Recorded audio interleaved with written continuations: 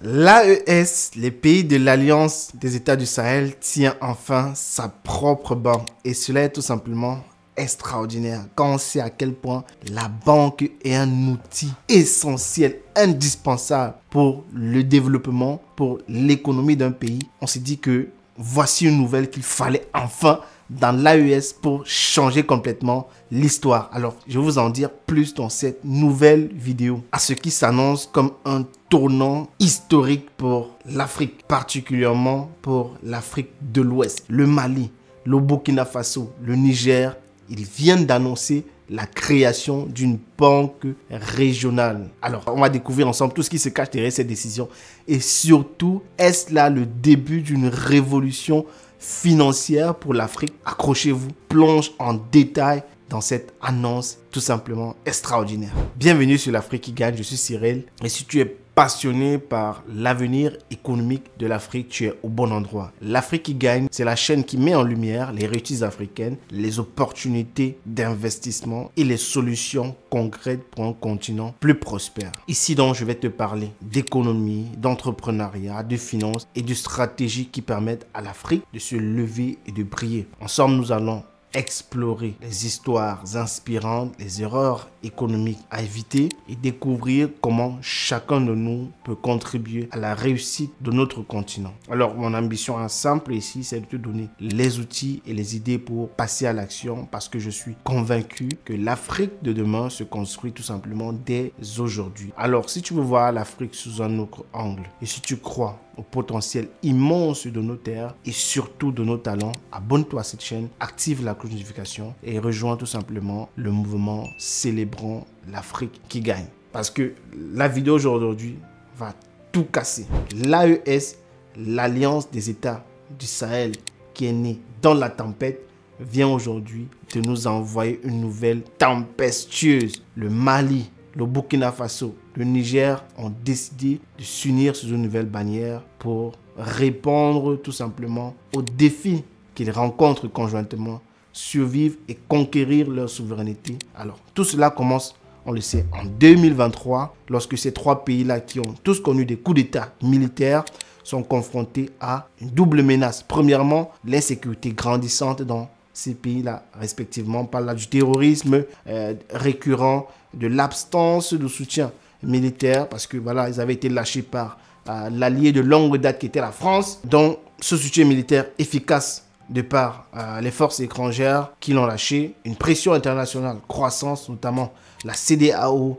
qui a imposé tout le temps des sanctions économiques sévères pour tenter comme ça là de fragiliser et de ramener un régime civil au pouvoir. Alors, face à ces défis-là, une décision historique a été prise le 16 septembre 2023, la création de l'Alliance des États du Sahel, l'AES, à travers la charte de Liptako Gourma. Leur objectif, mutualiser leurs forces militaires pour mieux lutter contre le terrorisme, créer une intégration économique et politique afin de réduire les dépendances économiques aux organisations internationales comme la CEDEAO et l'UEMOA et d'affirmer leur souveraineté face aux puissances occidentales et explorer comme ça de nouvelles alliances internationales, notamment avec la Russie, la Turquie et la Chine. En clair, les ambitions de l'AES sont simples, reprendre le contrôle sur le destin dans les pays respectivement et ne plus dépendre des institutions extérieures. Une déclaration d'indépendance géopolitique qui ne laisse personne tout simplement indifférent. Et tout ceci passe par le contrôle économique, on le sait très bien. C'est pourquoi donc cette banque a finalement vu le jour. Mais pourquoi créer une banque, une nouvelle banque, alors qu'il existe déjà la BCEAO et la Banque mondiale?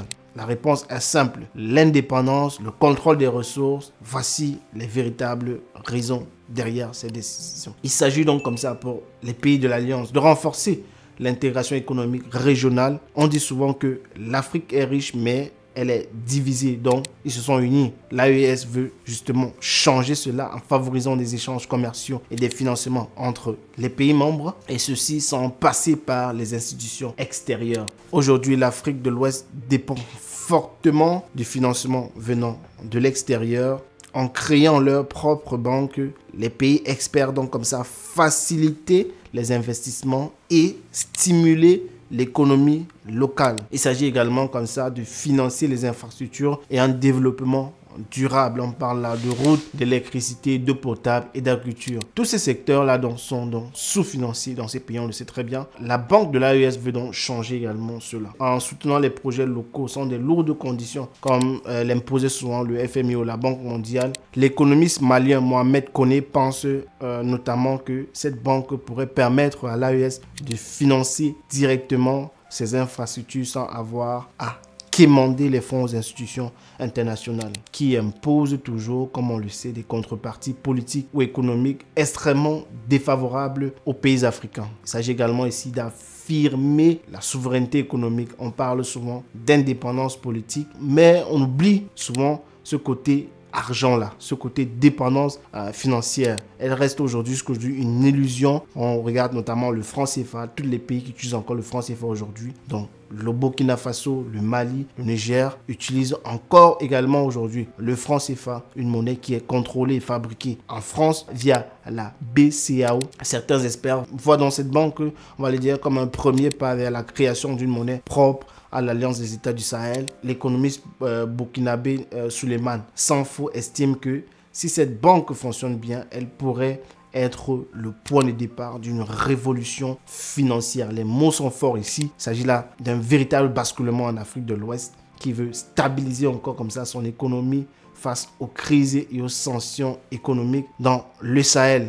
Également, on parle de frustration du marché international. L'AES veut protéger également son économie tout simplement des chocs extérieurs. Cette banque également pourrait permettre aux États membres de financer les plans de relance en cas de crise pour éviter la dépendance au FMI qui impose, comme on l'a dit souvent, des politiques d'austérité en échange des prêts. Ça, c'est un vrai game changer pour l'économie de la sous-région. Alors concrètement, il s'agit maintenant de comprendre comment est-ce que cette banque compte fonctionner. La banque a déjà un capital initial de 1196 milliards de francs CFA. Ça, c'est déjà de base. Et le siège compte être fixé entre Bamako, Ouagadougou ou Niamey. Ça reste encore à confirmer. Et les objectifs ici, c'est déjà de financer les projets et les infrastructures de développement, soutenir les entreprises et les startups locales et mettre de nouveaux outils financiers et peut-être comme ça une future monnaie indépendante. Alors certains parlent même d'une sortie progressive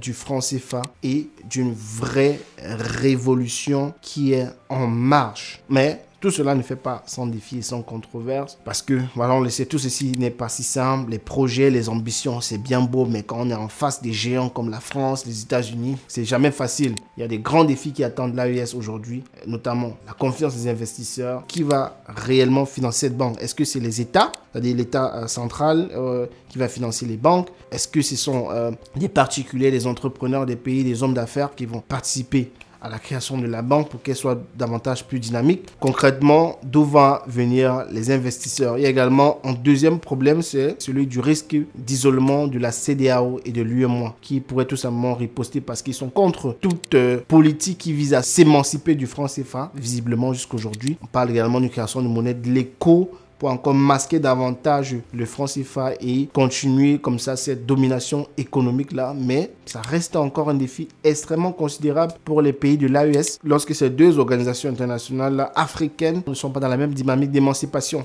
Il y a également un problème de stabilité économique. Est-ce que ces pays sont-ils prêts à gérer une banque régionale sans appui des institutions internationales? C'est une grosse question extrêmement importante parce que une chose est sûre, ces pays ne veulent plus être dépendant. Mais tout est-il que si cette banque fonctionne bien, elle pourra inspirer d'autres pays africains à faire de même.